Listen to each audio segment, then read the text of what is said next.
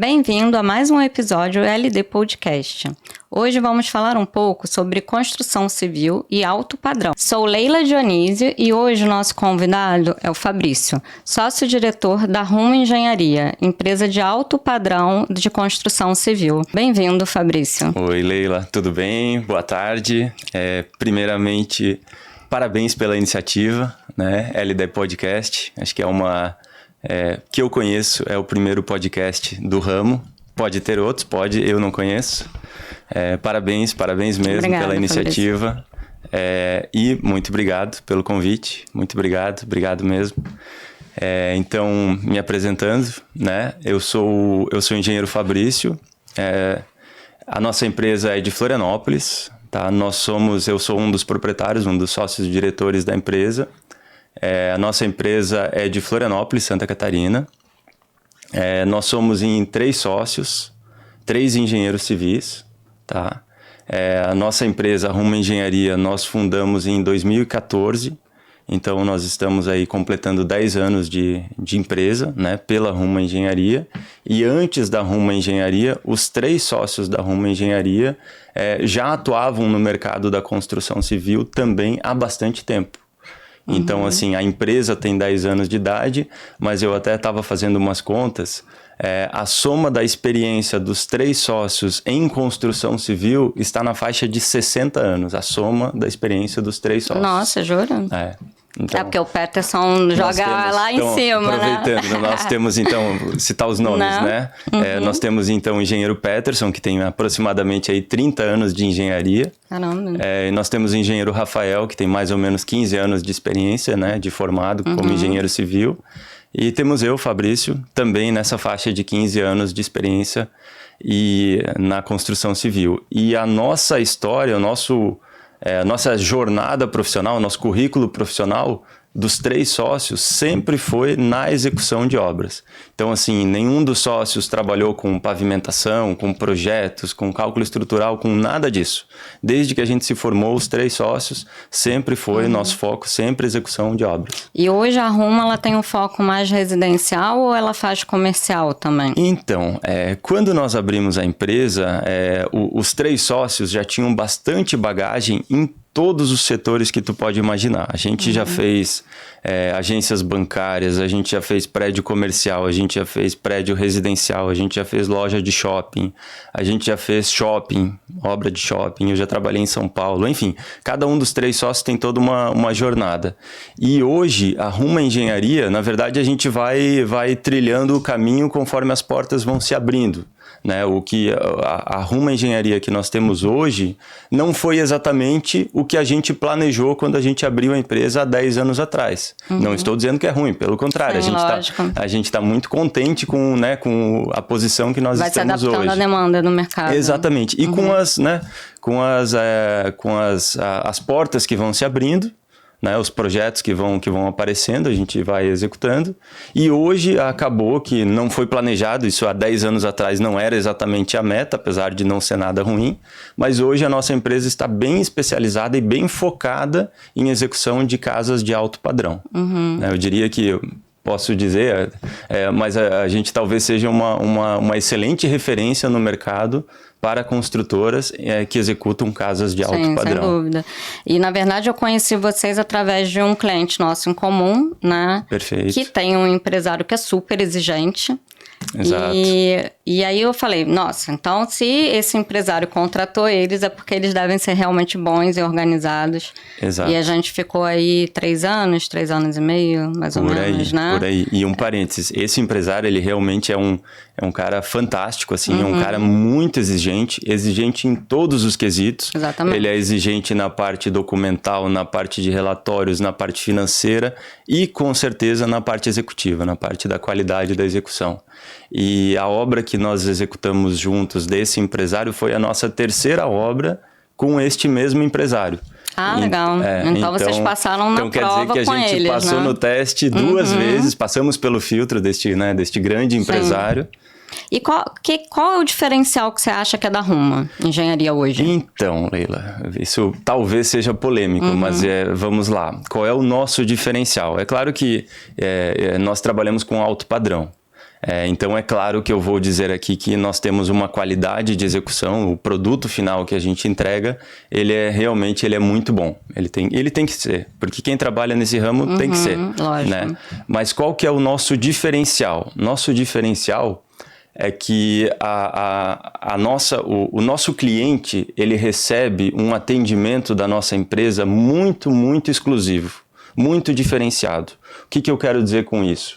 A nossa empresa, nós executamos simultaneamente poucas obras. Sim. E isso é uma opção da empresa. Não é que não tenham outras, que não existam demandas para que a gente execute mais obras simultâneas. Você seleciona alguns projetos só para executar, Exatamente. né? E mais do que selecionar, infelizmente, às vezes acontece de aparecer algum projeto bacana, algum projeto bem interessante para a gente, mas se a gente já está com algumas execuções em andamento, a gente prioriza muito o nosso cliente, que já é nosso cliente, que já estamos com obra em andamento. Dúvida. Então, acontece, infelizmente, com uma certa, talvez frequência, de vez em quando, de a gente recusar alguma obra, de a gente nem orçar, porque a gente prefere nem orçar uma obra que a gente pode não atender bem.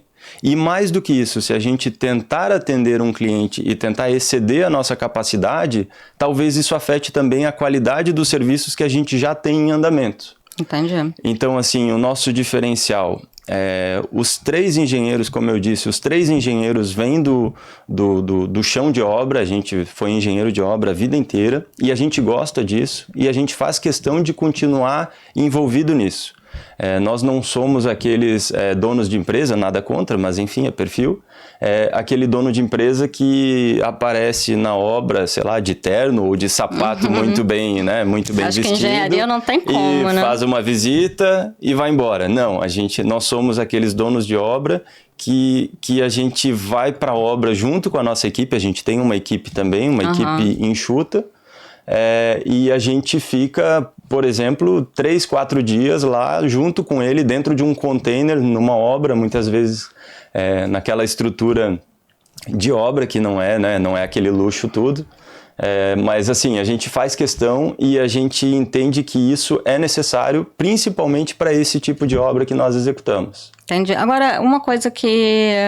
um assunto que o cliente ele confunde muito... O que é exatamente um gerenciamento de obra? Porque às vezes a gente fala assim, vamos chamar uma construtora. E existem construtoras que também têm a sua super equipe lá e que vai executar tudo. Mas no caso de vocês fazem gerenciamento de obra, correto? Correto. E aí, explica pra gente o que é um gerenciamento de obra. Tá, vamos lá. Gerenciamento de obra, o que uma construtora faz também não são coisas tão distintas, são assuntos similares. Mas eu vou te explicar o que a gente faz, que é o gerenciamento e, enfim. Quando um cliente, o cliente tem o recurso, tem o dinheiro, tem a equipe de arquitetura, ou seja, ele já definiu o projeto arquitetônico, principalmente, né? Esse é um papel que a gente não se envolve. O cliente e a arquitetura para a definição do anteprojeto, normalmente nessa etapa a gente não está envolvido no processo. Que é a criação do projeto em si. Exatamente, que é a concepção, onde o cliente vai opinar, eu gostaria de uma piscina maior, eu quero quartos maiores, eu quero uma academia. Toda essa parte de concepção do pré-projeto, nós não costumamos participar. Certo. Onde que a gente começa a ter um envolvimento, onde que inclusive a gente, sempre que possível, a gente tenta conduzir e explicar para o cliente a importância de a gente começar a participar. É a partir do momento da contratação dos projetos de engenharia. Tá? A nossa empresa, nós não somos projetistas de complementares. Tá? Nós não elaboramos projeto de cálculo estrutural, de hidrossanitário, nós não somos projetistas, o nosso foco é execução. Mas a gente gosta de entrar no processo quando esses projetos de engenharia estão sendo contratados. Porque quando você tem um projeto arquitetônico de uma casa... Aí você tem que, agora eu tenho que contratar o projeto estrutural, eu tenho que contratar o projeto hidrossanitário, o projeto elétrico, o projeto de climatização, enfim, tem um monte de projetos de engenharia. Cada um desses projetistas, ele vai fazer diversas perguntas sobre o que ele vai projetar e tem que ter alguém que saiba responder e que saiba dar as melhores diretrizes para um projeto. Sim. Por exemplo, sei lá, casas grandes, vai ter subsolo? A água da chuva que vai cair para o subsolo, como é que ela vai ser esgotada do subsolo? Como é que ela vai sair do subsolo? Através de bombas, ok. E lá, e se faltar luz? E se for um dia que chove muito e faltou energia elétrica? O que acontece? Normalmente quando dá uma tempestade isso nem sempre o arquiteto vai lembrar, Exatamente. Né? A gente precisa dessa assessoria, essa troca Exato. com a engenharia. Não, né? E o próprio projetista do hidrossanitário, o que ele vai fazer? Ele vai botar um poço, colocar uma bomba lá dentro e vai dizer, ó, se chover muito, essa bomba aqui tem que sair. E por que a gente acha por que a gente entende que a nossa participação já nessa etapa ela é muito importante? Porque a gente já vai pensar na casa como um todo. A gente gosta de se colocar como se a casa fosse nossa, como se eu fosse morar na casa. E a gente gosta sempre de trabalhar dessa forma, por quê? Porque a hora que algo der errado lá na frente, o telefone que vai tocar é o nosso. Sem dúvida. A hora que alagar a garagem de um cliente, pegar esse exemplo, porque a bomba não funcionou, ele vai ligar para nós. Sim. Então, assim, a gente tem que pensar em todas as soluções técnicas para que a casa funcione da melhor forma possível. Mas normalmente, porque assim, os clientes eles sempre pedem orçamentos, né? Então, orça lá para a gente fazer a construção. Quando a gente está no anteprojeto, você consegue só dar uma estimativa, né? A gente consegue, Leila. Só que assim, a gente consegue dar uma estimativa, essa palavra é muito importante, uma estimativa, onde basicamente, a gente olha o padrão da casa, a gente olha a metragem dela e a gente olha mais ou menos as características de acabamento que o cliente provavelmente vai escolher. E a gente dá uma ordem de grandeza para o cliente. Vocês, hoje, aquele índice de construção civil, é isso? Hoje, que vocês usam? Sim, na verdade existe a referência, que é o CUB, mas assim, é isso. Mas o CUB é o custo unitário básico, ele é vamos lá, ele é como eu disse, ele é uma referência, ele não define. Hoje aqui no Rio, né, que você está com uma casa nossa no Rio, qual a média de metro quadrado para uma casa de alto padrão? Olha, o alto padrão... Até o alto padrão, ele é variável. Sim, muito. Pode ter um alto padrão com granito de R$350 na casa, que já é um excelente piso, não é um produto barato. E pode ter um alto padrão. Mas uma média, assim. Com um revestimento de R$2.000 no metro quadrado. Então, assim, o alto padrão, ele também tem variações. Mas a média que a gente costuma trabalhar hoje, vamos pegar esse exemplo, né? Ele está na faixa de R$7.000 o metro quadrado. Então, se a gente considerar que o CUB está quase ali nos R$3.000, então a gente poderia dizer que está um pouquinho acima de 2 cubes. Entendi. Então, é mais ou menos essa a referência. E se fosse uma casa, assim, que não é muito o padrão de vocês, uma casa de uma pessoa que quer fazer um investimento, essas casas Alphaville... Del Lago, que a pessoa constrói para vender, pensando em vender. Você acha que consegue chegar em 5.000 metros quadrados? Dá, né? até menos. Eu acho que é mais ou menos a média. Tá? Até menos. Porque assim, uma casa de alto padrão, ela vai ter ducha de R$6.000, vai ter... E assim, para quem constrói para vender, você não precisa colocar uma ducha de R$6.000. Você pode colocar uma de R$1.000 que talvez... Sim, sem dúvida. Se o foco é a venda... que na verdade a pessoa vai comprar e vai trocar, né? Normalmente é o que acontece nesse nível de casa. E, por exemplo, esquadrias, até uma casa que a gente está executando, a gente apresentou para cliente 3 orçamentos de esquadrias. Então, assim, para a mesma casa, eu tinha um orçamento de R$1.500.000 e eu tinha um orçamento de 3 milhões. Nossa, muita diferença. E assim, você vai me perguntar, o cara de 3 milhões, ele pode ter alguém que vai achar, o cara é um pilantra, o cara tá cobrando muito caro, tá? E não, são produtos diferentes. Era outra linha. São produtos diferentes. Então, assim, é um produto ruim, o produto do orçamento mais barato que eu apresentei? Não é um produto ruim. Mas o produto que custa o dobro, ele é um produto diferenciado. Sem dúvida. Vai ter clientes que vão valorizar isso e vão querer isso, e vai ter cliente que vai dizer, não, para mim não precisa, esse aqui já me agrada. Então, isso é muito de cada cliente. Então, o interessante, então, quando a pessoa está fazendo o projeto, é já contratar vocês antes mesmo do projeto estar pronto, não é isso? Antes do projeto executivo, correto. A nossa atuação nesse momento ela é uma atuação relativamente pequena. E, logicamente, a cobrança disso, inclusive, a gente o foco disso não é nem ganhar dinheiro nem nada.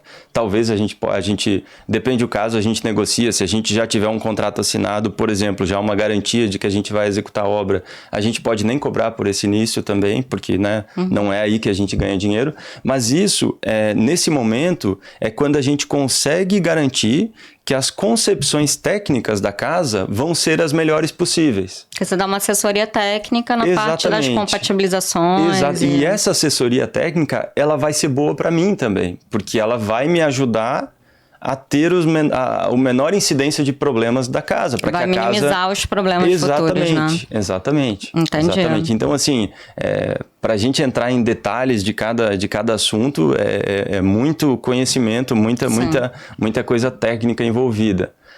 Mas para ar-condicionado, para instalações hidráulicas, água quente, aquecimento de piscina. Para cada um desses setores, a gente tem uma infinidade de opções.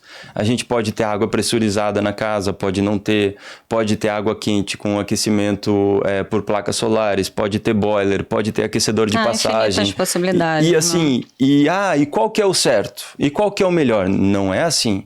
Para cada cliente é uma situação diferente. Né? Você pode ter um sistema que ele é muito bom, mas isso tem um custo também, porque talvez ele vai ter que manter todo um sistema de água quente sempre pronto. A gente pode colocar um sistema de recirculação da água quente, que a água quente, você abriu a torneira, vai dar 3 segundos, a água quente já está na sua torneira, mas isso tem um custo. Por quê? Porque essa água quente vai ficar recirculando na sua casa a madrugada inteira. Isso é legal porque você consegue alinhar toda a expectativa do cliente, inclusive depois do custo final da manutenção dessa casa, Exatamente. Porque essas casas muito grandes têm um custo alto de manutenção. Tem um custo alto. E, na verdade, Leila, se você planejar essa parte operacional, você consegue reduzir muito também o custo da casa depois que ela estiver implementada. Ah, que legal.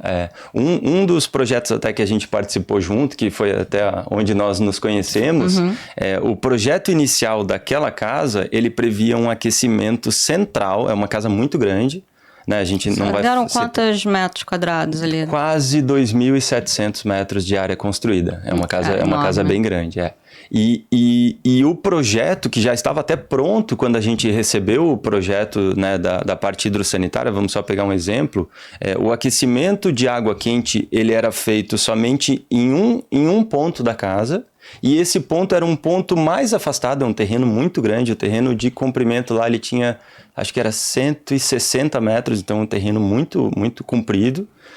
E o aquecimento da casa ele estava todo num ponto que era o extremo do terreno e ele abastecia a água quente da casa inteira. E era uma casa de alto padrão, então a gente precisava ter um sistema de recirculação.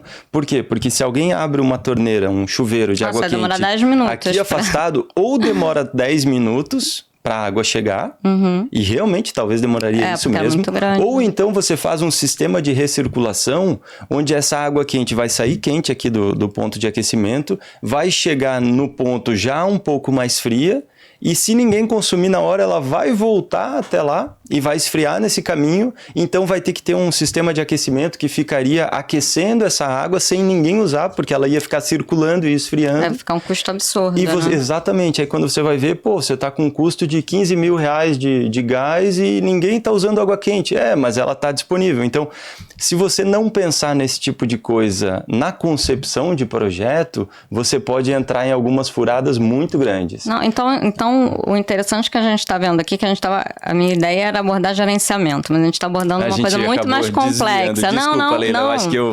Eu acho que é até muito mais legal isso, porque a gente está abordando uma questão que é a questão de você interferir desde o início no projeto para poder viabilizar.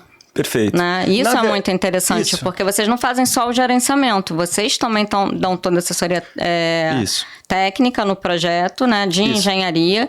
Então, assim, muitas vezes as pessoas acham que o arquiteto tem que saber tudo, o arquiteto não sabe tudo. Para isso, a gente tem várias equipes de engenharia. Quem fala que sabe tudo está mentindo. Eu não gosto de quem fala que sabe tudo. E às vezes, por exemplo, eu recebo um projeto, já aconteceu isso, eu recebo um projeto estrutural.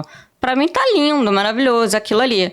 Aí o engenheiro que vai construir a obra fala assim, não, mas dá pra gente fazer diferente, a gente vai gastar muito menos aço, a gente vai gastar muito menos concreto, a gente vai fazer muito mais rápido. Exatamente. Então essa é muito importante esse alinhamento da construtora com o escritório de arquitetura, né? Isso, e com os projetistas dos complementares. E você normalmente gosta que contrate os projetistas que você conhece, ou você acha melhor o escritório de arquitetura contratar quem ele está mais alinhado? O que você acha melhor?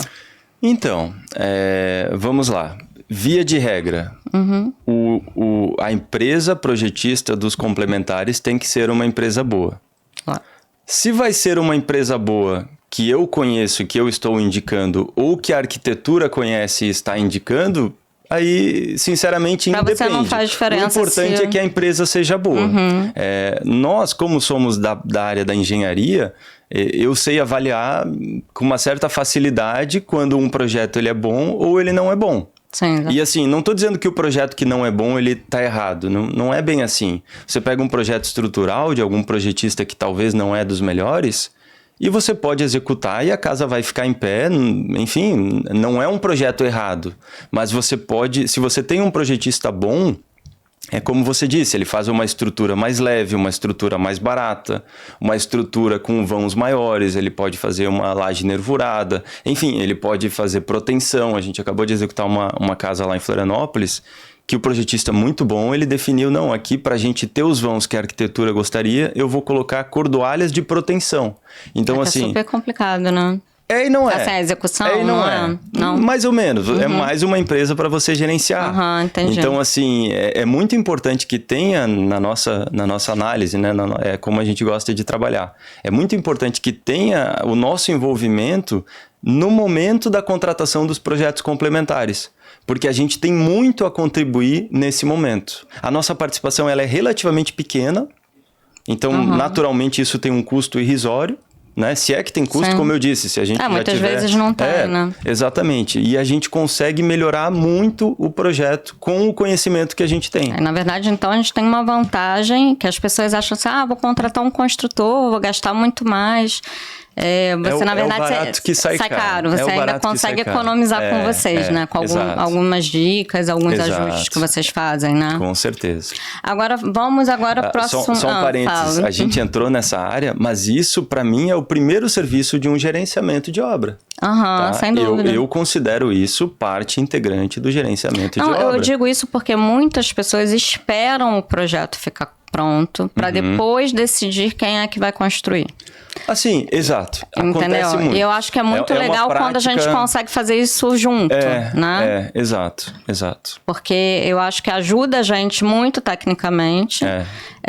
Tem essa redução de custo, tem essa redução de prazos, às vezes, porque vocês têm a vivência ali do dia a dia, como vai ser executado. Perfeito. Né? Então, vocês muitas vezes falam assim, Leila, ao invés de fazer assim, vamos fazer um detalhe diferente que vai facilitar na hora da execução? Perfeito. Né?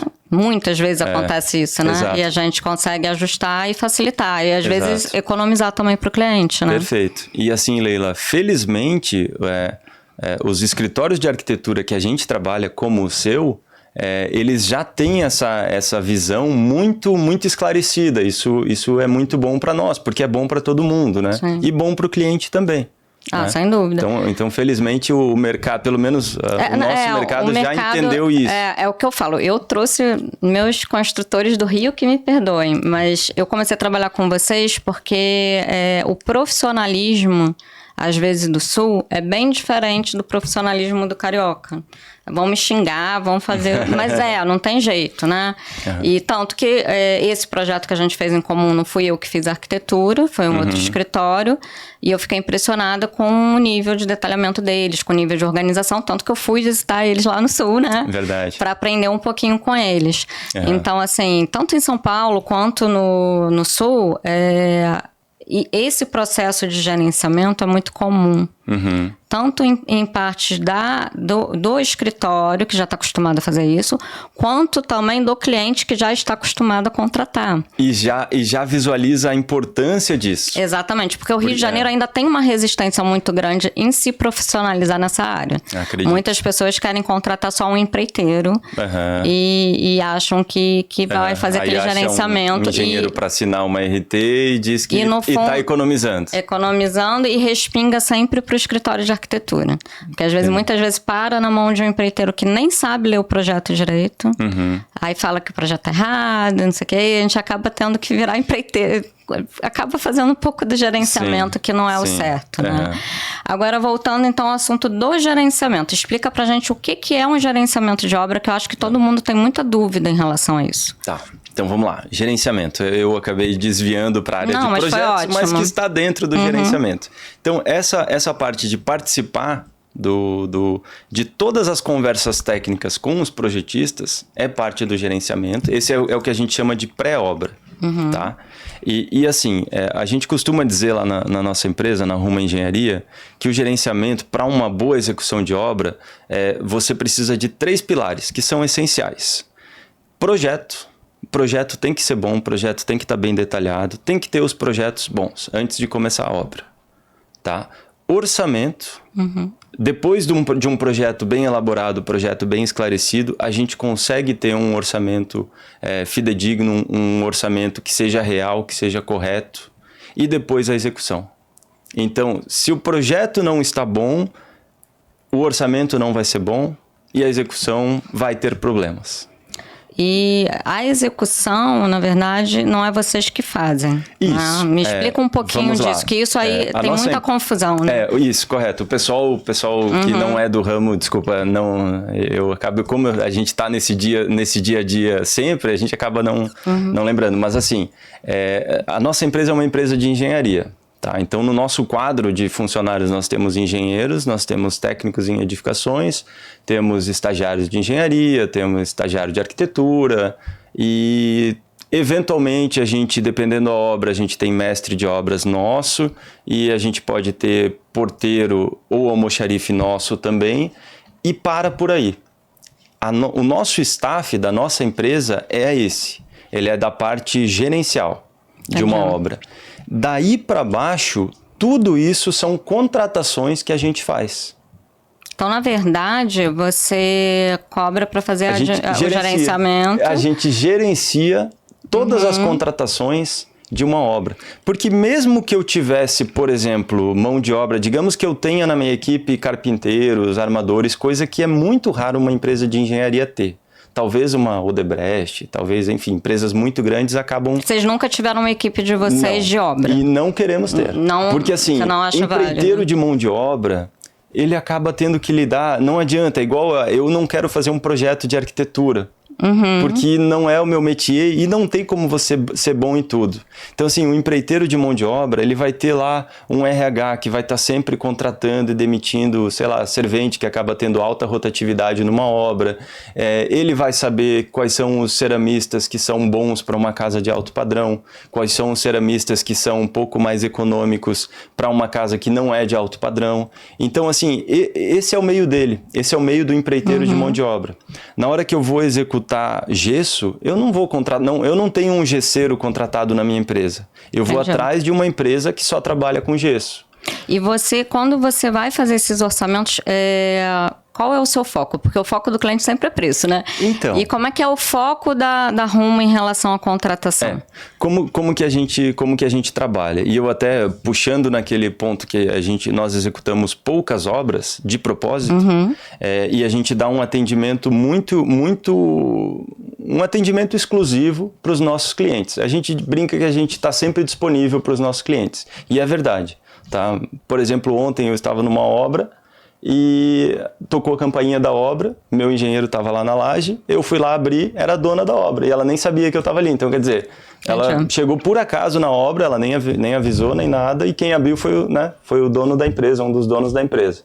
Legal. Tá. Então, mas aí, em relação... Vamos lá, você vai fazer a contratação, né? Desculpa, você tem 3... Eu te interrompi. Sem problema. Vamos chegar na parte, então, parte da contratação do empreiteiro de mão de obra, que é o start da obra. Tá. Start da obra, e talvez seja a contratação mais importante da obra, é a contratação do empreiteiro de mão de obra. Certo. Tá? Como que a gente costuma fazer? A nossa empresa é extremamente transparente. Por quê? Porque a gente está prestando um serviço para o cliente. Então, a gente tem que prestar contas para o cliente e o cliente ele tem que participar das decisões, porque todas as decisões acabam impactando em preço, em qualidade. Né? Então, lógico. assim, nós estamos prestando um serviço, nosso serviço é de explicar tecnicamente para o cliente as diferentes opções que ele tem para cada contratação, a nossa recomendação e o porquê, e a decisão... E nem sempre é o preço, né? Então, a nossa decisão normalmente não está baseada em preço. A gente leva isso em consideração também, mas assim, a nossa indicação a gente sempre vai puxar para o lado técnico. O que a gente faz? Vamos lá, só entrando um pouco mais no detalhe, porque esse é um assunto realmente muito importante. Sim. Como eu disse, talvez seja a contratação mais importante de uma obra é a contratação do empreiteiro de mão de obra. Certo. Tá? Então, como que nós costumamos trabalhar? Antes de começar uma obra, já na etapa de projetos, a gente vai até o local onde vai ser a obra, no bairro, na cidade, enfim, e a gente passa, sem brincadeira, de 1 a 2 semanas lá nesse local, a gente reserva hotel, a gente aluga um carro e fica rodando por todos os lugares próximos dessa obra, lugares que tenham casas similares à casa que a gente vai executar. A gente olha os tapumes de obras que estão em andamento e tudo aquilo que nos agrada aos olhos, aquilo que está bonito, está bem executado, a gente bate lá, né? E pega uma referência. É um trabalho isso mais chato. No Rio, né? Porque no Sul, acredito que você já tenha muita mão de obra. Porque no Rio nós estamos há menos tempo, então a gente acaba tendo que fazer isso. Sim. A gente pega também indicações da arquitetura, você inclusive já né? nos deu excelentes indicações, e mesmo quando a gente recebe indicações, a gente vai atrás das informações. Então, para cada empreiteiro que a gente encontra e que a gente gosta, a gente diz, gostei de você, né? Primeiro contato. E agora eu gostaria de conhecer uma obra sua em andamento, uma obra que você está executando neste momento, e gostaria também de conhecer alguma obra sua pronta, alguma obra que você finalizou. E a gente vai com o empreiteiro ver obras, se ele tiver mais de uma, melhor ainda, ver obras que ele está executando e obras que ele já entregou. Porque nós, como engenheiros, nós conseguimos ter um olhar muito apurado sobre a obra. Às vezes um cliente final, ele olha uma mansão e ele diz, nossa, que casa linda. E às vezes um engenheiro de obra, ele olha e ele diz, mas o empreiteiro não era bom. Olha isso aqui, olha você consegue avaliar alguns detalhes que às vezes porque esse o leigo não vai avaliar. Esse é o nosso dia a dia. Entendi. Né? E o que a gente faz? Depois que os empreiteiros passaram nesse nosso processo seletivo, vamos chamar assim, a gente seleciona os 3 melhores, a gente pede o orçamento dos 3 melhores, a gente nem pede orçamento de um empreiteiro que você não gostou, que a gente não validou. Lógico. Exatamente.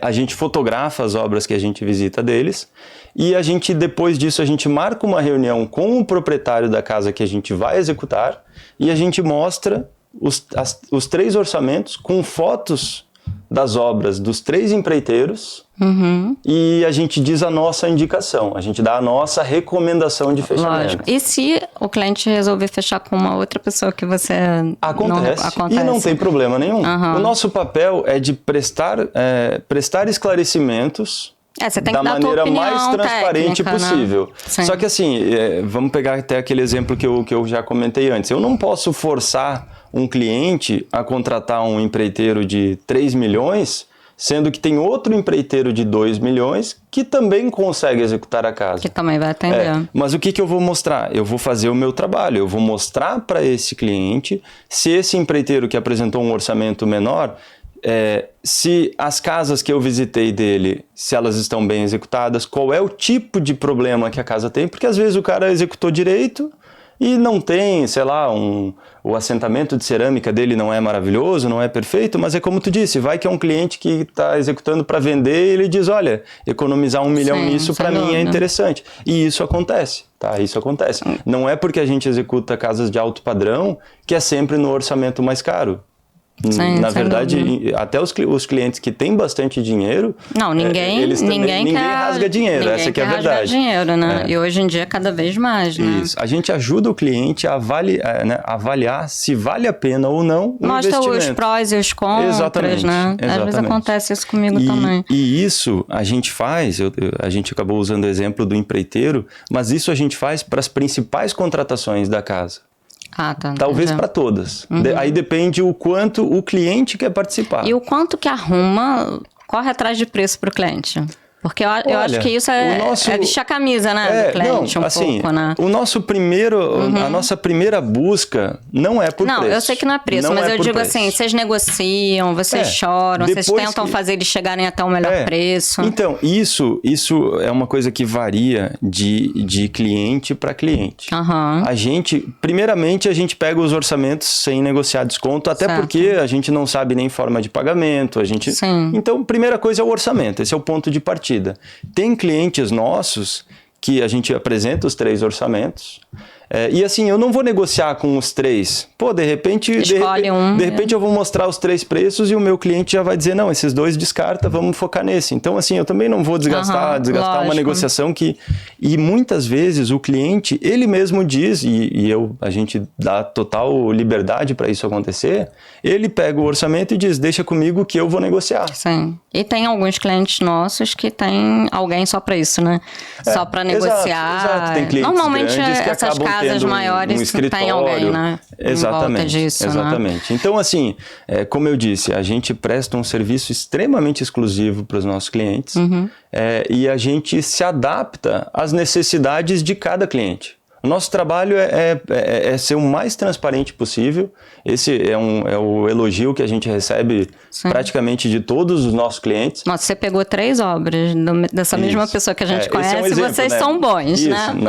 Nós temos outros clientes. Que é uma pessoa muito exigente. Mas realmente é uma boa referência. Tanto realmente. que todo mundo que eu peguei de indicação dele, assim, que ele trabalhou e depois eu trabalhei, todos foram excelentes. Isso eu não tenho o que reclamar. Realmente é um filtro bem bacana, né? Bem válido. E deixa eu te perguntar uma outra questão. Cronograma. Como é que funciona o cronograma da obra, planejamento?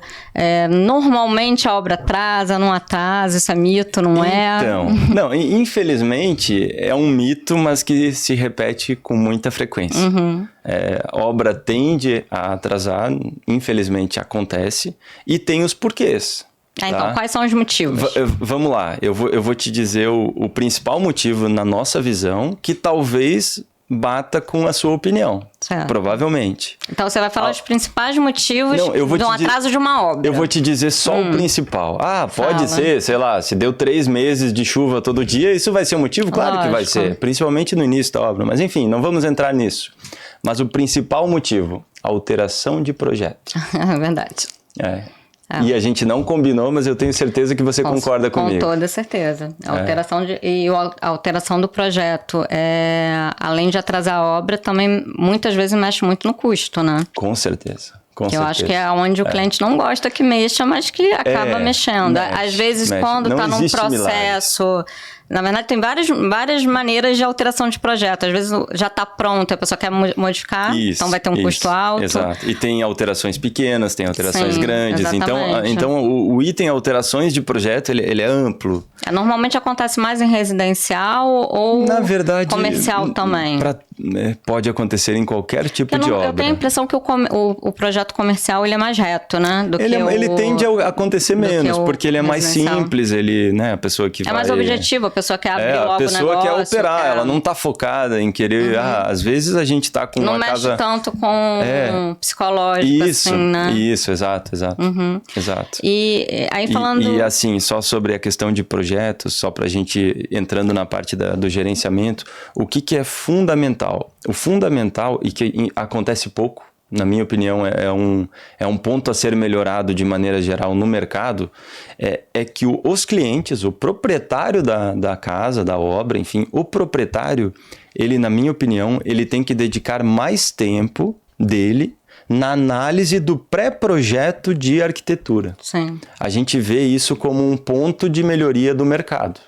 o problema, eu acho que a maioria, mesmo você fazer um 3D, imersão, esse último cliente a gente fez uma imersão com ele, né? Verdade. Numa maquete virtual. Muitas vezes eles só visualizam quando tá pronto, né? A gente faz de tudo. Alguns têm muita dificuldade, realmente. Eu acho que é uma questão pessoal mesmo, talvez de visualização 3D. Mas mudou de ideia no meio do caminho, acontece muito também. A gente também, às vezes, porque assim, como você tá falando de uma obra longa... no meio de 2 anos, às vezes... Às vezes a pessoa tem uma opinião lá no início, no meio ela já mudou. Exatamente, né? Tem alguns clientes que não são assim, mas tem muitos que são, né? E aí, Pinterest tá aí pra isso, pra botar minhoca na cabeça do cliente, né? Muitas ideias, muitas coisas diferentes. E assim, a gente não diz não pra cliente. Não, a gente não diz não. O cliente é quem manda, a gente tá ali pra atender o cliente. Mas as obras, é verdade que as obras costumam atrasar? Infelizmente, a gente precisa dizer, é verdade. Mas na verdade, esse é o principal motivo. Não, mas você tem uma série de detalhes que atrasam uma obra, né? Claro. Porque, na verdade, a obra não depende só... O principal, talvez, assim, na nossa visão... Fornecedor, talvez você não acha que atrasa também, às vezes? Atrasa. Por mais que você planeje, mas, às vezes ele atrasa por algum motivo. Mas aí, Leila, são atrasos pontuais... Que você consegue sanar. E normalmente, dentro de um cronograma, você tem margens para absorver esses atrasos sem afetar o cronograma macro, sem afetar a data de entrega de uma obra. Entendi. Então, realmente, os fornecedores, alguns atrasos acontecem. E agora, como é que você mostra o andar do projeto, da obra para o cliente? Como é que você informa esse vamos lá, esse eu diria que é um diferencial da nossa empresa também. A gente acaba tendo, em alguns casos, até em obras até que a gente está trabalhando juntos, clientes que moram até fora do Brasil, né? Então, a gente tem uma organização de prestação de contas muito transparente e muito completa. A gente tem um relatório que a gente pratica com os nossos clientes que a gente chama de relatório gerencial. Então, todos os meses, a hora que vira o mês, normalmente dentro da primeira semana do mês seguinte, a gente entrega para o nosso cliente, às vezes por e-mail, às vezes até por WhatsApp, né, dependendo da preferência de cada cliente, e às vezes em via física impressa também. Esse relatório gerencial. Nesse relatório, ele vai ter um registro fotográfico da obra inteira, mostrando principalmente os acontecimentos do mês, aquilo que foi executado no mês, enfim, então um registro fotográfico para ele acompanhar tudo. A gente apresenta para ele um relatório financeiro atualizado, então ele vai ver exatamente o quanto ele gastou naquele mês e mais do que isso, ele vai saber exatamente em quais linhas do orçamento que aconteceram os gastos. Então, por exemplo, se eu vou prestar contas para o cliente, como a gente sempre faz, e eu vou mostrar para ele que ele gastou, que a obra dele consumiu R$500 mil de custo de obra durante a obra, eu vou mostrar para ele exatamente os valores e as notas fiscais, logicamente, dentro do orçamento da obra. Então eu vou mostrar que tem 17 mil que foi gasto em contrapiso, enfim, a gente tem todo esse acompanhamento que a gente faz minuciosamente.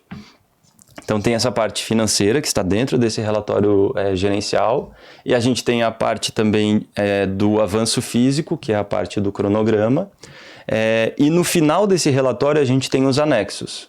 Então todas as reuniões que aconteceram ao longo desse mês, toda reunião que acontece a gente gera uma ata, porque a gente faz muita reunião com arquitetos, com fornecedores. Tudo que a gente define a gente registra em ata e essas atas todas vão para o anexo do relatório. Então, assim, a gente tem alguns casos de alguns clientes que construíram mansões, obras muito imponentes, e que eles nunca foram na obra. Mas eles sabem exatamente o que está acontecendo. Exatamente.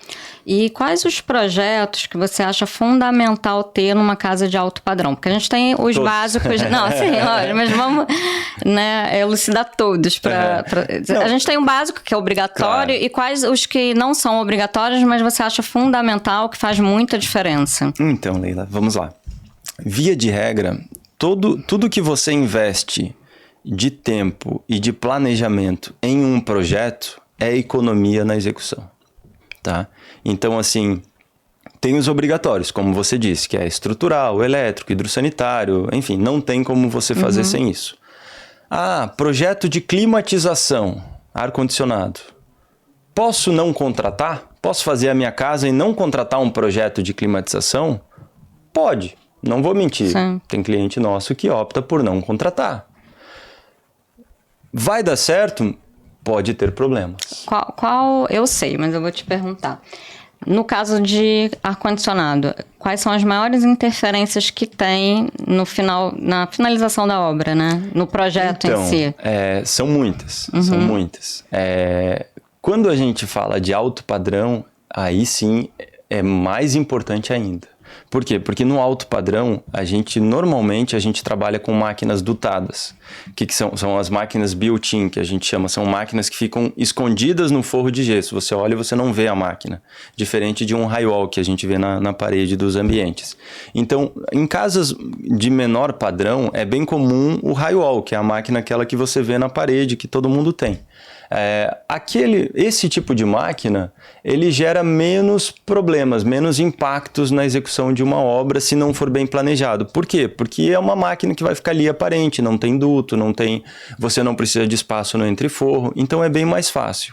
Já numa casa de alto padrão, que a gente trabalha com máquinas embutidas, máquinas built-in, máquinas escondidas, né, para o pessoal entender, muitas vezes você não está vendo depois que a casa está pronta, mas esses dutos do ar-condicionado, eles estão passando por dentro de vigas. Isso acontece muito.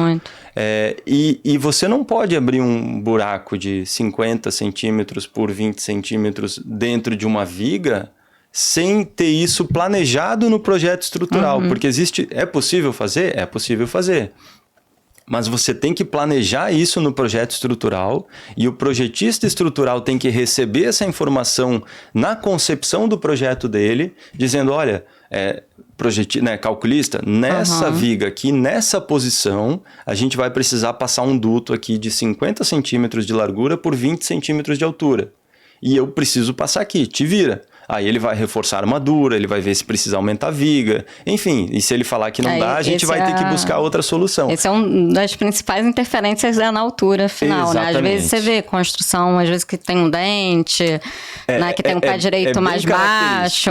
Engenheiro ou arquiteto isso, né? Entrou numa casa e viu ali um dente estranho, alguma coisa ali não foi bem planejada. Exatamente, não foi bem compatibilizado. Agora, um outro projeto que muita gente acha, não precisa. Paisagismo. Assim... Depende do nível de paisagismo. É porque as pessoas têm a concepção que paisagismo é botar planta, né? E não é. É toda uma arquitetura externa. Quem não é do meio realmente tende a achar tudo fácil e tende a achar que tudo se faz sozinho, né, Leila? Automação também é muito importante. Exato. A pessoa não entende que o projeto luminotécnico elétrico depende diretamente também da automação, porque a elétrica é totalmente diferente, né? Na verdade, definir se a casa terá automação é uma definição que tem que acontecer lá no início dos projetos. E o tipo. E o tipo, exato. Mas como definição inicial seria vai ter automação ou não. Porque se a casa tiver automação, toda a parte de fiação elétrica, ela muda completamente. É completamente diferente de uma casa que não tem automação. Casa que não tem automação é normal. É um interruptor na parede, é retorno, é aquilo que qualquer eletricista já sabe fazer. Agora, a hora que você vai para uma automação, aí é uma coisa que tem que ser muito planejada em projeto. Dá para fazer sem projeto? Até dá, automação? Mas você vai gastar muito dinheiro em retrabalho, que você vai quebrar a casa inteira e refazer tudo. Ou vai fazer por radiofrequência, que é 3 vezes mais caro e não funciona tão bem, não às funciona, vezes, né? É legal tudo que é cabeado é muito melhor. Exato. E assim, você vai fazer um provisório, você vai botar um Alexa e tal. É legal também, não vou dizer que não. Hoje tem um monte de automação, assim, faça você mesmo, né? Exato. Tipo, mas assim, casas de alto padrão é diferente. É totalmente diferente. A gente controla cortinas na automação, a gente controla ar-condicionado na automação, a gente define cenas Quer dizer, a pessoa acordou, ela pega o celular ou pega o controle da automação e ela clica bom dia. A casa inteira já vai climatizar na temperatura que ele definiu, já vai entrar a playlist no Spotify que a pessoa definiu com as músicas que a pessoa gosta de ouvir quando acorda. Então, assim, a automação realmente é um prato à parte. Agora me conta um negócio, tem algum projeto assim, especial que você fala assim, nossa, esse projeto aqui é meu xodó, que você tem executado, em termos até de tecnologia, de sofisticação? Então, vamos lá. Tem alguns. A gente, via de regra, a gente não cita nomes dos nossos clientes, até porque isso é meio que uma cláusula padrão até nos nossos contratos com os nossos clientes de confidencialidade e tal.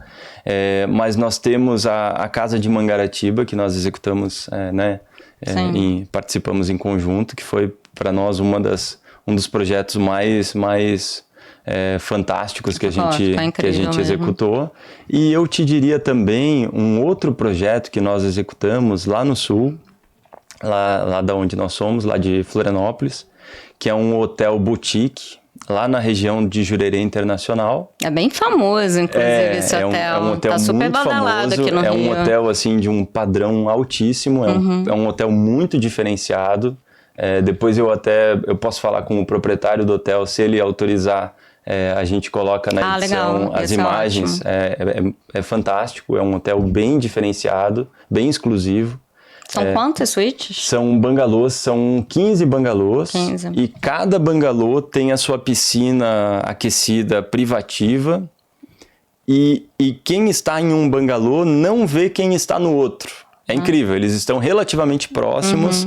Esse projeto teve o paisagismo do Alex Hanazaki, que que foi o mesmo da que casa foi o de mesmo Mangaratiba, dessa outra né? casa, correto. Então, assim, o paisagismo desse hotel, ele é fantástico, assim, você parece que está numa floresta, mas uma floresta linda, assim, realmente o trabalho que os paisagistas E em termos fazem. do projeto em si, o que você achou diferente, assim? Então, uma coisa que tem se usado bastante, concreto aparente. Lá os bangalôs são todos em concreto aparente.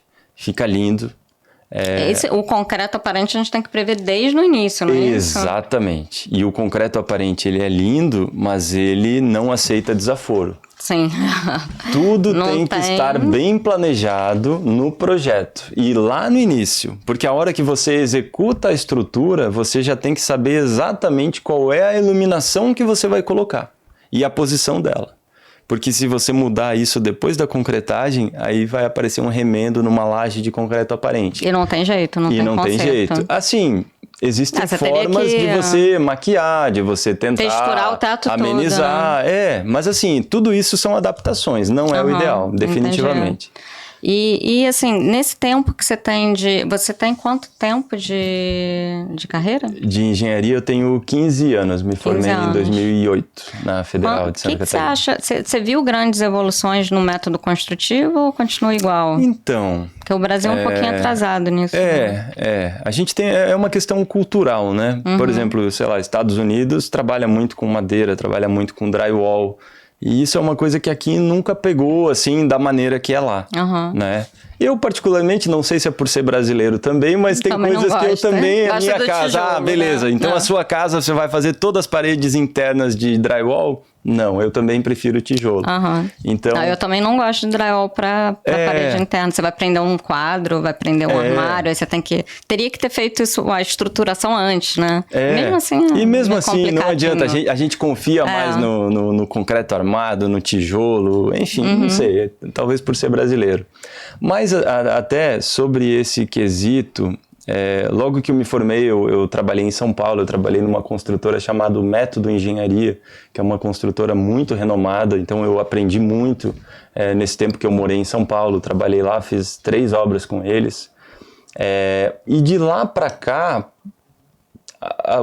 os métodos construtivos, talvez eles não evoluíram tanto, mas tem um quesito que eu diria que não tem como a gente deixar de citar, que houve uma evolução e uma evolução muito significativa, que é na parte de impermeabilização. Até que a gente fez agora, né? Hoje em dia, isso. Isso, correto. Nesse projeto. Hoje em dia, nós que somos construtores, né, especializados em alto padrão e que a gente, enfim, é o nosso dia a dia, a gente vive isso. Quando a gente passa por uma obra, uma casa, e a gente vê o pessoal colando manta asfáltica com maçarico queimando e asfalto derretido, aquela coisa toda, a gente já dá aquele frio na barriga, porque infiltração, vazamento de água, sempre foi o calo do engenheiro. Todo engenheiro tem arrepio quando fala a palavra infiltração. Por quê? Porque infelizmente é um problema que acontece muito. E até porque os materiais têm vida útil, então às vezes o negócio que está funcionando muito bem, depois de 5 anos, 10 anos, pode, né, o material deteriorou e você pode ter problemas. E nesse quesito da impermeabilização, hoje em dia a gente tem produtos que usualmente são chamados de manta líquida. Aí tem uma gama de marcas e de fabricantes dentro desse grupo, desse tipo de produto. Mas isso, na nossa visão, como executores de obra, isso para nós é uma revolução muito grande. Nesse ponto que para nós acho que era o principal ponto de problema de engenheiro. É muito comum, assim, um dia que chove muito... Ela tem um prazo muito maior de garantia, não é isso? Exato. Na verdade, assim, para a gente falar os benefícios da manta líquida comparado ao modelo anterior, que era a manta asfáltica, a manta asfáltica é uma manta que já vem pronta, né? De base asfáltica e tal, e que você esquenta ela, você derrete ela e você vai colando uma do lado da outra, tem uma sobreposição, enfim, tem toda uma técnica. E a manta líquida tem outra técnica, também não é qualquer empresa que sabe aplicar, tem formas de aplicar, mas ela tem benefícios assim absurdos comparados com o sistema tradicional. Então, Leila, é um pouco mais caro? Se você comparar produto com produto, é um pouco mais caro. Mas assim, a manta líquida, que é essa que a gente aplica agora. Manta líquida aplicada em loco, que é esse produto novo. Comparado com a manta asfáltica, por exemplo, o novo produto você consegue aplicar ele e você não precisa necessariamente fazer uma proteção mecânica em cima dele. O que é proteção mecânica? É um contrapiso, uma camada de argamassa. Se você quiser, você pode fazer, mas se você não quiser fazer, você não faz. Precisa. Você deixa ele exposto ao tempo, ou você coloca uma camada de argila expandida em cima só para proteger um pouco, para aumentar a vida útil dele. Mas assim, então você gasta um pouco mais no produto, mas ele te dá ganhos absurdos em outras coisas. E outra vantagem dele também, que é fantástica, é que o dia que você tiver algum problema com ele, digamos que você tem um telhado verde que está impermeabilizado dessa forma, e que foi lá um jardineiro desavisado lá em cima e com uma enxada o cara deu uma marretada lá e rompeu essa manta. A hora que você tiver um vazamento por causa de um dano mecânico que aconteceu, esse vazamento ele vai acontecer exatamente na posição onde teve o dano. Ah, perfeito. Porque a água, nesse sistema, ela não consegue, como acontecia na manta asfáltica, ela não consegue penetrar embaixo da manta asfáltica, como acontecia antes, e caminhar por baixo da manta asfáltica e descolando ela até ela achar o caminho para ela atravessar a laje e pingar. Então, na manta asfáltica, era muito comum você ter um terraço. Vazou aqui. Não era simples assim de você exatamente na mesma posição em cima e fazer o reparo. Sim, o vazamento sempre foi complexo. Agora o problema pode estar lá. Então, assim, era muito comum na manta asfáltica você ter um problema de vazamento pontual, é um ponto de vazamento. E você ter que refazer uma laje inteira porque você não acha onde está o problema. Não sabe onde é exatamente. Exatamente. Né? Tinha formas de investigar? Tinha. Você ia primeiro nos ralos, que é o ponto mais crítico e tal. Tem formas de você investigar, mas de modo geral, era muito comum. Era uma tentativa de acerto e erro. E era muito comum você ter que refazer tudo. Era muito comum. E com essa nova tecnologia, o dia que tiver um problema, e pode acontecer, é claro. Não deve ser deve ser mais caro, mas também não deve ser o dobro do preço. Não. É mais caro, sim, eu preciso dizer. Se a gente comparar produto com produto, ele é um pouco mais caro. Entendi. Mas assim, os benefícios dele se justificam 3 vezes. Agora, uma outra questão que eu queria que você falasse um pouco fugindo um pouco desse assunto. Mesmo você tendo um projeto super detalhado, explica por que é muito importante, porque às vezes as pessoas não entendem. Mas se eu tenho um projeto, para que eu preciso que você faça a visita? Por que é importante você estar junto o tempo todo com o escritório de arquitetura, fazendo as visitas às obras, tomando decisões? Certo. Vamos lá. Um projeto detalhado é muito importante, realmente. E uma casa, às vezes você tem lá uma casa que é uma edificação, cara, você pode ter 150 pranchas de detalhamento para uma casa. Sim. Só de detalhamento de arquitetura.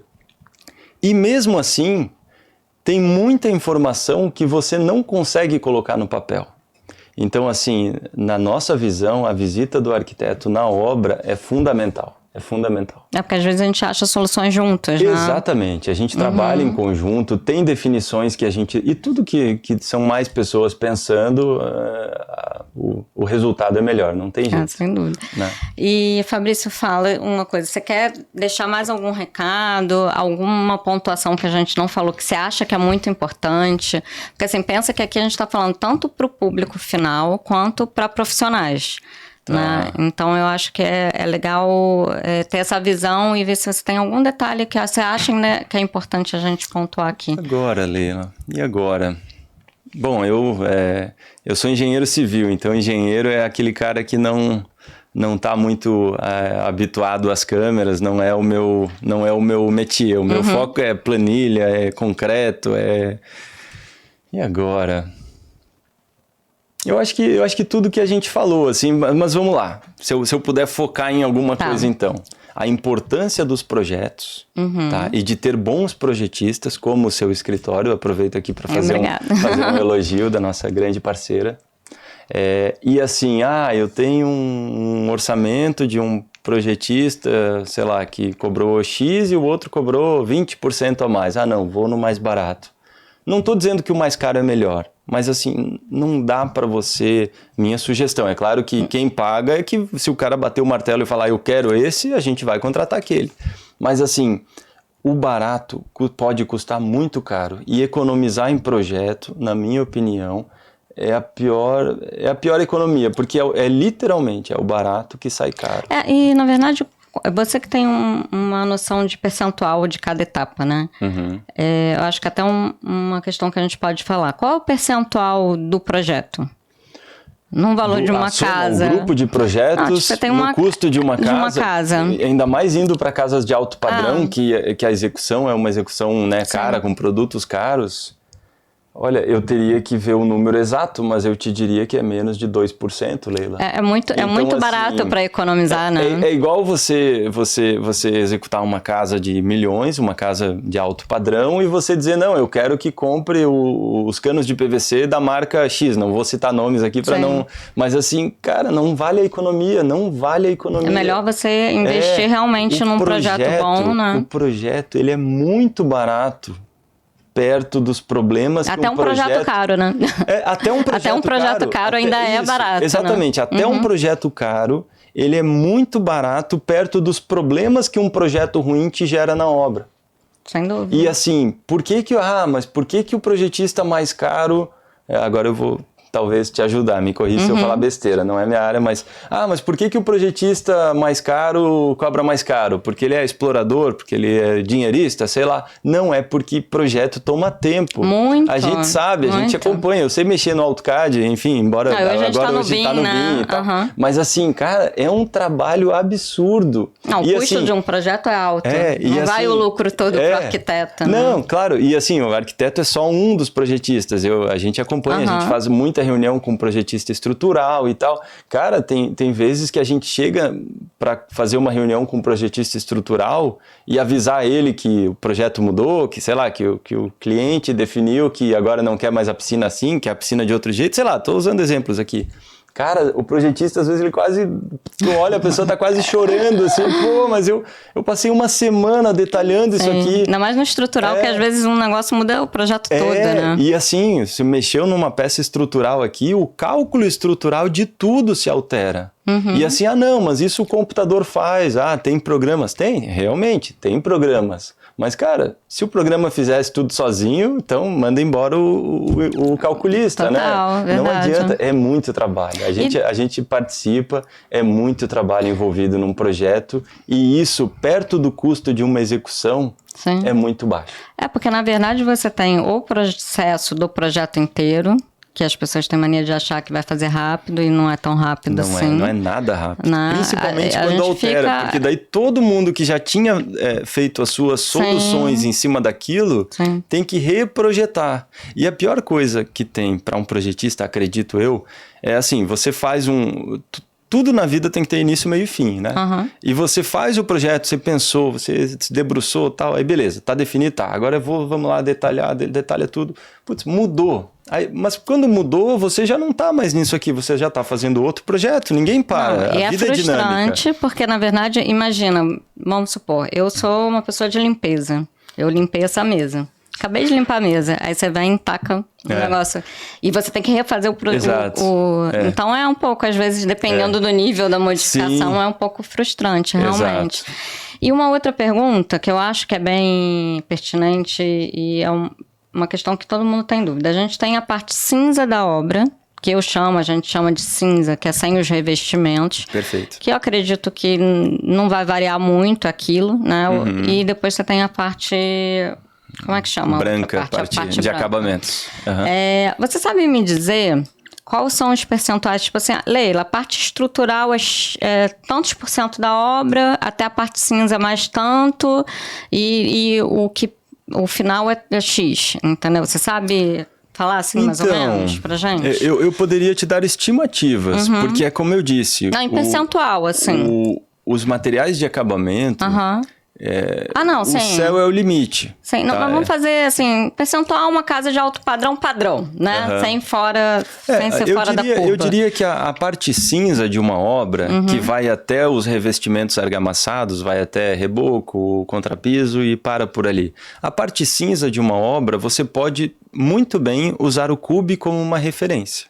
Tá? Ele vai te custar aí a parte cinza... 70%, 80% do Cube, por exemplo. Mas aí você tem que fazer algumas contas ali dentro. Por exemplo, quando você contrata o empreiteiro global da casa, você não separa o contrato dele em parte cinza e parte de acabamentos. Então, acaba contratando junto. Sim. Então, assim, e outra, a hora que você tá com a parte cinza ainda em andamento... Você já entrou com um ar-condicionado que pertence ao grupo de acabamentos. Então, são coisas que se misturam. Pouco, né? Eu poderia te dizer isso, que a parte cinza, ela tende a ser mais fiel ao Cube. E a parte de acabamentos, a parte branca, o range que ela né, a amplitude de valores que ele pode atingir que é a parte onde vai variar, né? Exatamente. Você vai colocar automação, você vai colocar sonorização na sua casa, você vai fazer um cinema na sua casa, um home cinema. Cara, o céu é o limite, literalmente. Você pode colocar um projetor de R$4.000 e você pode colocar um projetor de R$50.000. E isso sem grandes dificuldades. E qual dica que você dá, assim, para quem está pensando em construir? Além desse início que você já falou de projetos e tal, qual dica que você dá?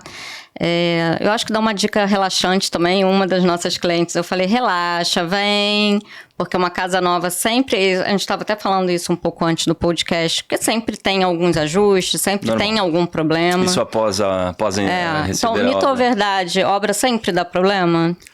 Então, é que assim, uma obra, ela é diferente de um carro. Um carro, vamos lá, construir uma casa de alto padrão. Bacana, você contratou os melhores fornecedores, você contratou as melhores empresas, os melhores produtos, mas assim, são todos produtos que foram montados só lá para você, na sua casa, por profissionais, por pessoas, por seres humanos. E são produtos que são montados sob a supervisão da arquitetura, da engenharia, de todo mundo. Quanto maior a casa, se der problema em 0,1%, vai ser algum problema. Às vezes isso pode acontecer, não vou. Não existe obra que não tem nada de pós-obra. Por quê? Porque a obra, uma casa, mesmo uma casa de alto padrão muito bem cuidada, ela sempre tem alguma coisa que você, a hora que a casa está pronta, que você coloca em teste. É claro que a gente testa toda a parte hidráulica, a gente testa bacio sanitário, a gente testa tudo. Mas o teste oficial é o teste do cliente, do uso. Então, assim, a gente faz de tudo para ter a menor incidência possível. Agora, assim, existe uma casa que a pessoa entrega e ela não tem que voltar nenhuma vez para fazer algum ajuste, por menor que seja. Se eu falar que existe, eu tô mentindo, tá? Não adianta. Porque é aquela comparação que eu fiz com um carro. Você compra uma BMW, vamos pegar um carro de alto padrão. Você vai na fábrica da BMW. Pô, é um processo industrial, a pessoa que está lá montando a porta do carro, ele só monta a porta o dia inteiro, a mesma pessoa, ele usa uma máquina que está na mão dele, ou a máquina monta sozinha até, e é um processo industrial. E antigamente o pessoal, um tempo atrás, falava indústria da construção civil. É bacana colocar um nome indústria na construção civil, mas vai lá no canteiro de obras para te ver se aquilo é uma indústria. Não é uma indústria, é um monte de trabalhador muito dedicados, cada um fazendo o seu trabalho. O mestre de obras, o time de engenharia coordenando aquilo tudo para que tudo aconteça no tempo certo, sem danificar os outros serviços, mas aquilo ali está muito mais para um artesanato do que para uma indústria. Verdade. Então, assim, você faz um artesanato desse tamanho e você quer que não tenha nada que não ficou de acordo. E assim, muitas vezes... o cliente te chama depois da casa pronta, não é porque alguma coisa não funcionou, porque deu um vazamento. Muitas vezes é porque ele olha e diz, olha, agora usando a casa, eu vi que, aqui tá tudo com gramado, mas pensando bem... Prefiro botar eu preciso passar aqui e quando chove eu não gosto de pisar na grama molhada, porque suja meu pé. É o dia a dia dele, o uso dele, que ele vai entendendo, né? Então, assim, é normal uma casa, principalmente uma casa grande, ter alguns ajustes e muitas vezes os ajustes são esses, são pequenas alterações que com o uso que a pessoa sente. Na verdade, eu acho que o bom profissional e o bom fornecedor não é o profissional e o fornecedor que não dá problema. É o que resolve rápido. Com certeza. É o que te dá atenção rápido. Com certeza. Porque assim, como você falou, tudo é muito milimétrico também. Sim. Então, sempre vai ter algum detalhe, algum ajuste. Muitas vezes, a maioria das vezes, o cliente nem vai ficar sabendo. Sim, que eu acho que a função nossa é filtrar. O nosso trabalho é esse. Teve uma vez que teve um vazamento na casa de um cliente... E aí eu ia resolver isso assim muito rápido, né? Então eu não avisei pro cliente. Aí a empregada dele, a menina que trabalhava com ele, ligou e avisou. Aí ele me ligou, você não me avisou que tava vazando? Eu falei, não, cara, eu vou resolver. Pra que eu vou te estressar no meio do trabalho se daqui a 1 ou 2 horas tá resolvida? Então, assim, não... O meu trabalho é exatamente, o nosso trabalho é resolver problemas. Exatamente. É o que a gente faz o dia inteiro. Eu, assim, 2 dicas que eu daria pra qualquer pessoa que tá pensando em construir, eu não sei se você concorda, não se estresse. Porque a obra é estressante. Na verdade, vamos lá, e eu vou puxar para o meu lado. Eu sou pago para isso. Esse é o meu trabalho. Exatamente. Confie no profissional que você contrata, Eu me estresso. Pô, se eu falar que eu não me estresso, eu tô mentindo. Eu parei de fazer a obra por causa disso. Acredito. Nossa, dá muita ruga, dá cabelo branco. Eu falei, não quero mais fazer obra. E nem parece que eu tenho 20 anos, isso estressa. Brincadeira, não tenho não. Não, mas exatamente isso. Eu acho que o cliente tem que confiar no profissional que está contratando. Exatamente. Né? E não se estressar. Exatamente. E a outra questão é quando receber a casa também relaxa. Relaxa que ajuste vão ter, né? Mas isso olha, eu não me recordo de algum cliente nosso... mas eles ficam muito ansiosos. Não, que não tenham ficado felizes no recebimento das obras. Eu realmente, assim, mas eles nunca te ligaram pedindo alguma coisa? É claro que ligam. Mas assim, dizer que não ficou satisfeito... Mas eles logo que recebem... Não, eles ficam satisfeitos, mas eles logo que recebem têm aquela ansiedade... Ai, meu Deus, o sifão está vazando. Sim. Esses detalhes assim, ai, minha obra está vazando porque o sifão está vazando. São coisas que pra gente é muito simples, e assim, mas que pra eles o teste que a gente faz, enorme, né? A gente abre as torneiras, a gente dá descarga nos bacios sanitários. Evitar isso, né? Mas assim, a gente não usa o bacio sanitário, a gente dá descarga, a gente observa, beleza? Eu voto, inclusive a nossa cliente de Mangaratiba, eu tinha falado pra ela, deixa a gente aqui 1 semana, 2 semanas testando a sua casa, que te entrego ela sem problema nenhum. Eu acho uma boa Porque ideia. Porque não tem jeito, eu não uso, né? É o uso. É o uso. Exato. Então vai aparecer uns detalhes. E o teste e o uso, eles são diferentes, não adianta. Sim, sem dúvida. Mas assim, resumindo, a obra é estressante, mas no final fica todo mundo amigo, né? Exato, exato. Que eu acho que é o mais importante. Melhor coisa, Leila, é você trabalhar com um time de profissionais bons. A gente faz de tudo e graças a Deus eu posso dizer que a gente tem isso. Parceiros como o escritório de vocês.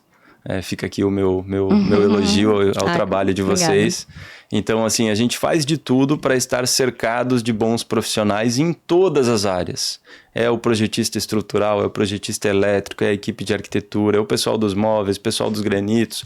Por quê? Porque cada um deles tem o seu papel e cada um deles, se o cara não for bom, se não for uma empresa séria, vai te dar problema. E às vezes gerar um problema para outras áreas, né? E vai virando uma bola de neve. Então, assim, antes de ver preço, tem que ver qualidade. Até porque quem trabalha com qualidade tende a custar um pouco mais. Em tudo na vida. Porque tudo tem um custo. É claro que existe grifes, também não vamos dizer que, sei lá. Mas assim, de modo geral, o bom profissional, ele quer receber um pouco mais. E o mercado valoriza isso. Então, ele usa produto melhor, que custa um pouco mais caro.